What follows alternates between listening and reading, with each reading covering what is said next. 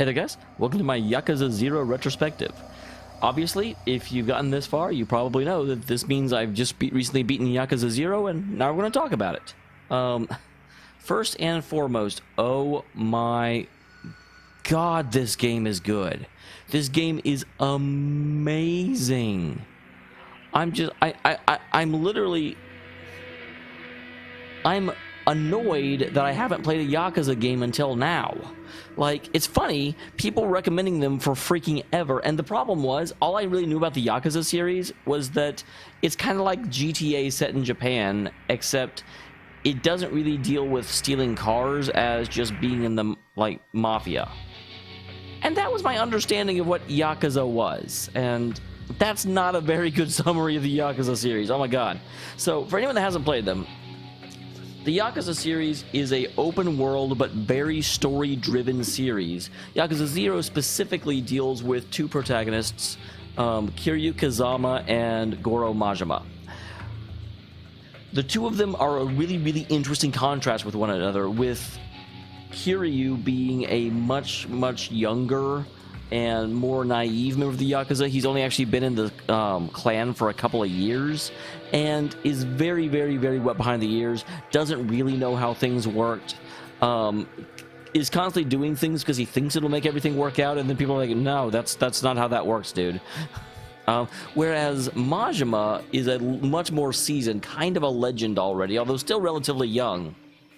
And jumping back in between them gives you kind of a very fresh perspective on what it's like to be a member of the Yakuza, even though technically, throughout most of the game, neither of them are really members of a clan. Kiryu quits very early on, and Majima is in the doghouse, quite literally.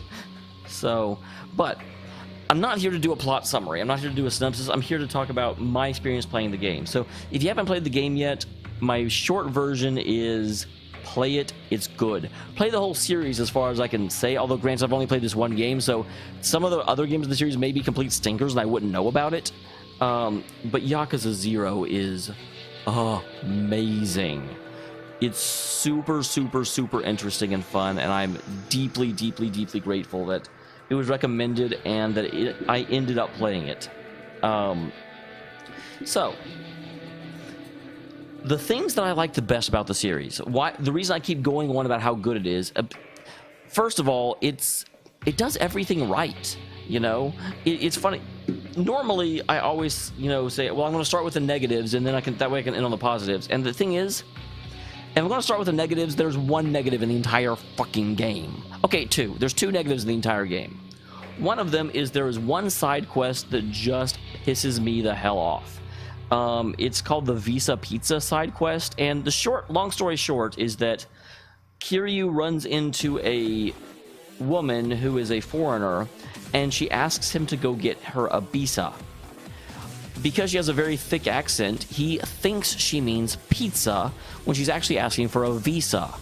Apparently, a guy got her over to Japan and then forced her into sexy work. We don't actually know what that means. It could be telephone sex operator. It could be prostitute. You know, that covers a pretty wide array of jobs.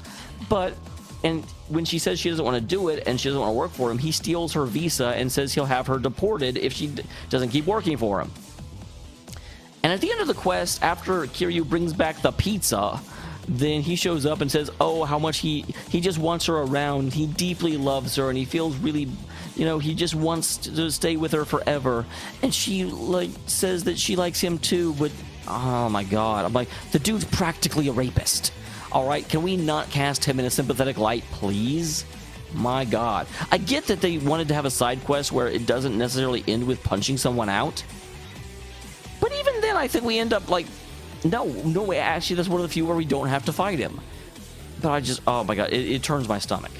But that's it. That's like 1 out of 100 side quests, and that's the only one that I legitimately dislike. There's some other ones that aren't as strong as some of the others, but that one is actually bad. And that's, if you can go through a game with 100 side quests, and only one of them at the end, you can be like, yeah, that side quest shouldn't have been in the game. The other 99 are fine, but that one, I can forgive that. I don't expect 100 out of 100 side quests to be good. And then the other one, this one isn't really a problem. The two characters, Kiryu and Majima, each have a kind of lengthy side quest where they take on their respective towns. One of them is in, oh geez, it's like Shibori. I'm gonna get it wrong. Basically, one of them is in Tokyo, one of them in Osaka, I believe, but I could even be wrong about that. Regardless, they're in two different areas. Kiryu takes on a bunch of business tycoons by buying out the businesses they own and building his own real estate empire, whereas Majima moves through the town and, you know, defeats cabaret clubs and drives them out of business so that his cabaret club can be the absolute best and most beneficial. You know, Majima's is a fully developed, really deep and interesting minigame. I had a lot of, I mean, it does get tedious because of how long the quest is, but still, it's a game. It's interesting. Kiryu's is enormously less developed, where it's basically you go to your office and then you pump money into your investments so that they make more money. And that's the game. Like, it's nothing but a time waster, whereas Majima's is legitimately a game. People come in, you sit them at a table, you decide which of the hostesses you have on staff to put with them based on their preferences. Because of that, you have to make sure you have a pretty good array of different hostesses that have, you know, some of them are charming, some of them are funny, some of them just look alluring, some of them are a little bit of a tease. You know, you have to have a different array of qualities, and you have to know the clientele you're attracting. There's a lot of variables in Majima's. And the problem is both side quests are very, very, very long. Majima's is highly tolerable. I mean, it's actually even fun. Just because it's involved enough that even though it does drag on for way longer than a side quest necessarily should, you don't get tired of it really, because there's enough to do there. There's enough strategy involved. Kiryu's, by the end, I'm like, can this just be fucking over already? But again, I mean, that's a very minor complaint. The game is like 100 hours long, and I've got 2 complaints in 100 hours. So that's the negative. The positive, the story is wonderful. The story is even more wonderful. Yakuza 0 is obviously a prequel to the Yakuza 1. Yakuza 1 came out first, and I haven't played Yakuza 1, but from my understanding is that Majima and Kiryu both show up in Yakuza 1, but Majima is a little unhinged to say the least.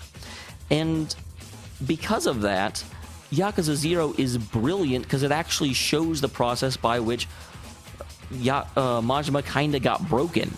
You see him go through from this very, very reserved individual that, you know, does what he's told to do and just tries to live his life, get back to where he wants to be, to someone that just says, I'm tired of taking orders, I'm going to figure out my own way and screw everyone else.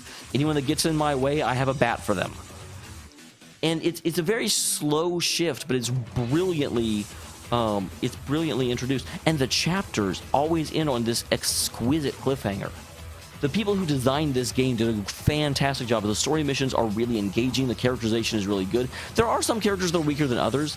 I definitely wish we had, been able to get to know Patriarch Dojima more. For the most part, until the very end of the game, he's just in the background. He shows up in, like, a couple of cutscenes, and even then he's just like, well, do this. But you can't have strong characterization everywhere.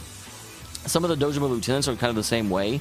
The actual final boss of the game for Kiryu is a guy that we barely know, whereas the other 2 lieutenants get a lot more screen time and are a lot more interesting. But the actual final boss, it's like, oh yeah, he's the other lieutenant that you never really got to see.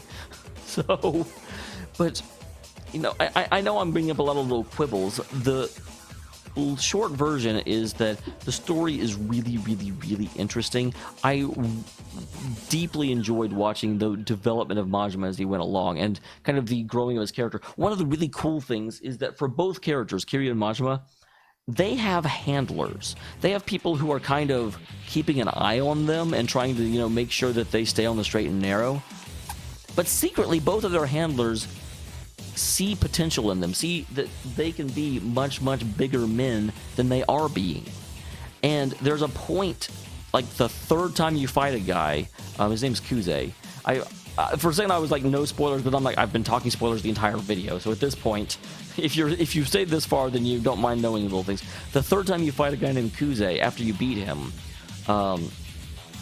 Kiryu vows that, up until then, he's kind of been trying to survive, and at this point, he's crossing the line and saying, I'll fight the Dojima clan if I have to. And then Kuze is like, do you have a death wish? You can't fight Dojima. And Kiryu just sort of turns and is like, if I have to bury all of you, I will. And as he walks off, Kuze is just sort of like, well, I'll be damned. Little runt finally turned into a real Yakuza. Because at this point, Kiryu is crossing from simply trying to stay alive and fighting for his own self-interest to saying, this is a cause worth dying for. And that's sort of the hallmark of a Yakuza. A Yakuza is someone who's not afraid to die. He's not careless with his life. He's not going to go in and, do a suicidal charge on an enemy necessarily. But Yakuza are not afraid to die. If a cause is big enough, they are willing to put their lives on the line for it. And that's what Kiryu finally starts doing in that scene. Similarly, at the end of the game, Majima's handler, whenever Majima makes his vow, like, no, I'm tired of following orders, I'm going to live my own life, and I'm going to see what I can find. I'm going to see what lies out there for me. Well, after Majima walks away, his handler kind of looks after him and he just says, dog finally broke out of his cage. Again, same thing of Majima has so much potential, but up until then, he'd been meekly willing to follow the orders of someone else. And frankly, the Yakuza can't use someone. I mean, they can, but you're never going to get far unless you're willing to fight for what you care about. And until then, Majima had not really shown any self-interest. He was just like, well, I want to do this. What do I have to do? Okay, I'll do that. And now he's just like, yeah, I'm done. I'm done with that. So, really, really, really nice to see the character growths. And especially nice to see Majima's character growth. Kiryu, unfortunately, has a little bit less of an interesting story than Majima does. Kiryu starts off being, someone that's on the Dojima payroll, leaves the family, and then ends the game by being back in the family. Whereas Majima has like I said, an entire arc where he goes from kind of meekly doing what he's told, to questioning his orders, to defying his orders, to eventually just saying, I'm a family man. I will still work with the family, but I'm not going to be a lapdog. And comes to be known as the, mad dog of, I forget. I always want to say Shimada because of freaking Overwatch, and it's not Shimada, but it's close.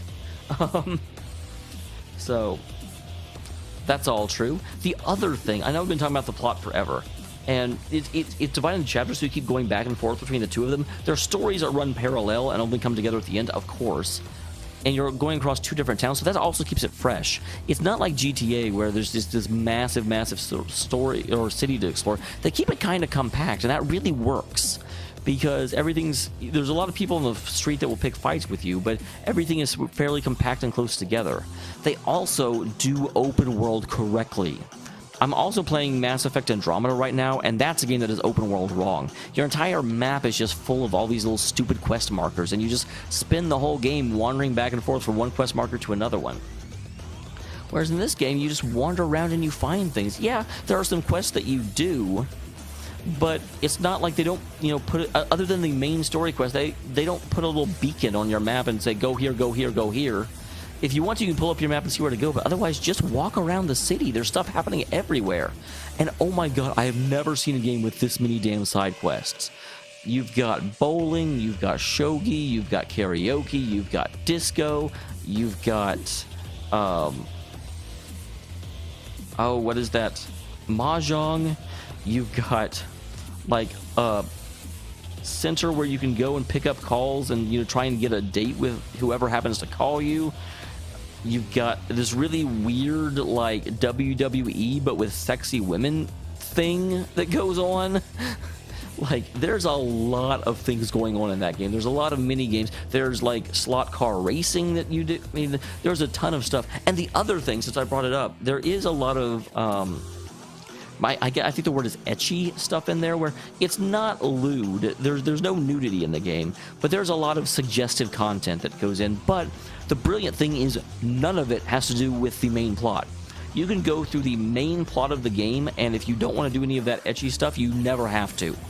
The closest you ever come is there's a point where Majima is trying to find an individual named Makoto, and Makoto leads a escort service, and so he goes into one of those clubs in order to take a call from various escorts in order to try and find someone that knows Makoto. But, you know, the call is just, you call and you talk to someone on the other end of a phone. There, you don't see anything, you know, it's not even a person in their underwear. It's a matter of, oh, okay, well, I'll go, yeah. And that's it. That is the closest you ever come to anything like that in the main quest. Now, sure, if you go out looking for stuff, there's a lot there. But I really respect the game for being like, okay, you know what? We're going to put this in here. If people are perverts, they can go out and do all the perverted stuff. If they're not, none of it is required. The closest it comes to being required is Kiryu in the aforementioned kind of, you know, tedious quest where he's trying to take out the real estate ones. 2 of the real estate people are perverts. One of them actually runs one of those call services, and so you end up having to go back to one of them. Only this time, Kiryu imagines the person he's talking to, so you do end up seeing a girl in her underwear. And another one ends up taking you to that, like, WWE with hot women thing, and you have to bet on the winner. So there's 2 times in that quest that you end up exposed to something. But again, other than that, never happens in the game. Everything is fully optional. And that's always been my kind of outlook on things. Anyone that's been to this channel knows I am pretty against the, you know, women being objectified, but I'm not a prude about it. I'm not saying that stuff can't be, you know, sex sells. I understand that sex sells. I have absolutely no problem with it as long as it's not shoved down your throat. Doing it wrong is stuff like freaking, I love the Xenoblade series, but Xenoblade Chronicles X, where they had the freaking 12-year-old girl that some of her outfits were severely revealing, and I'm like, this girl's underage, what the actual fuck, game? Or there's some other games that have done that, and most of it does keep it to side content where you're not forced to go down it, but some of it is just like, I'm like, why is this even a thing? I know Persona 3 FES actually crossed that line a little bit, because there was a point where the best armor in the game you could get was the high-cut armor, but it was basically like battle panties. And so it was like, well, I guess I'm having them wear this, and I absolutely had them wear that, but I was like, that's a little unfortunate. I wouldn't mind those items being in the game, but they shouldn't be the best item. It shouldn't be, if I don't want to see that, I shouldn't be penalized for it. And Yakuza handled that very, very, very well. I know I'm going on a whole tangent here, but that's okay. So the open world was done fantastically. The open world came down to a question of, you go out, you do the things you want to do, and if you want to, you can just follow the quest markers. Now, there were some things in the game that, you know, you have to accept as a gamification. Like, you got power in the game by investing in yourself, which literally means you would take 100,000 yen, set it on fire, and then your punches would hit harder. Like, what? That makes no sense. But you deal with it. You accept it. It's a game. You accept there's certain game mechanics that aren't going to make logical sense in the real world. The music, I mean, it didn't have the best soundtrack I've ever heard, but its soundtrack was very good. Its soundtrack got the job done, and there were some songs that were amazing. And I also just fell deeply, deeply, deeply in love with karaoke. And I hated disco. Cannot disco for anything. Apparently, I was born too late to get into disco. So, but yeah, at the end of the day, play Yakuza 0 if you haven't. If you've listened this far, hopefully you've gotten that vibe. Hopefully I've made that clear. The game is fantastic. I wish it was available more than the PS4, so if you can't play it because you don't have a PS4, I understand. But it is a really, really, really strong series. It's one of the only series that I can think of that is released purely in Japanese. If you want to play the series, you're going to play it and you're going to listen to it in Japanese. They've got subtitles, of course, but they did not westernize it. They did not get new voice actors. They're like, nope, they're speaking in Japanese. Listen to the Japanese, damn it. And I don't even care. The game is so fundamentally tied to Japan, I just accept it. It's fine and it's good. Most games, I wouldn't put up with that. You know, I want to pet my cat. I want to look at chat. I don't want to have to not be able to look away from the game whenever stuff is going on for fear I'm going to miss something because I can't understand what they're saying. But it just worked for Yakuza. And Majima's relationship with the person he ended up, trying to find so he could kill them, Makoto, is one of the... I honestly have to say, I know I just keep blubbering about this, but Yakuza 0 is probably the favorite game I've ever streamed. Of all the games I've streamed, Yakuza 0 probably is number one. The only one that I might potentially beat it, the only one that it is not just better than without question, is Xenogears. Xenogears was also fantastic. However, of course, Xenogears had the problem that it lost funding, and so it's like second, after the first disc, its second disc was just... They did what they could. They did the best they could. I don't fault the game for it, but at the same time, it definitely is not as good as it could have been, whereas Yakuza 0 really doesn't have a lot of flaws.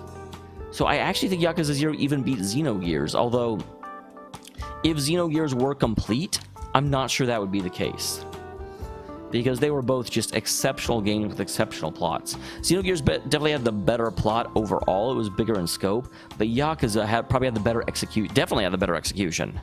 But again, if Xenogears had been able to, if it had the money it wanted to, I'm sure it would be very, very close and hard to call. So, and yeah, Majima's amazing. That is the one thing that frustrates me. From what I know, after this one, the other Yakuza games, Majima is in them, but you don't play as him. Majima's my favorite character. I want to play as him. Regardless, though, thank you very much for tuning in. Thank you very much for being in the stream if you were in the stream. If you weren't in the stream, well, the VODs are over on my streaming channel if you want to go look at them. See you next time, guys. I will get back to posting Lunar and Xenoblade Chronicles 2 starting tomorrow. I just wanted to get this one out. Plus, I made an announcement video that I would be trying to do more art every 2 weeks or so. And hey, here's some art. Not really the art I planned it to be, but hey. Oh, speaking of which, I will mention one thing. When you guys are looking at this art, you might be noticing that it actually looks a little bit worse than what I usually do. I won't say that's intentional, but I will say this was drawn in about 1/3 of the time, so I'm still pretty proud of it. One of the things that I'm really working on right now, they say when you're drawing, you want to keep a very loose style, and you don't want to really take a lot of time. It makes your lines stiff, and that kind of steals energy from them. So with this one, I just sat down, was fearless with it, and just said, I'm going to draw this as fast as I can. And I did. And yeah, because I'm, not taking my time with it, it does look a little bit worse, but it also seems a little... I'm actually proud of the outcome. So, yay me! See you next time, guys.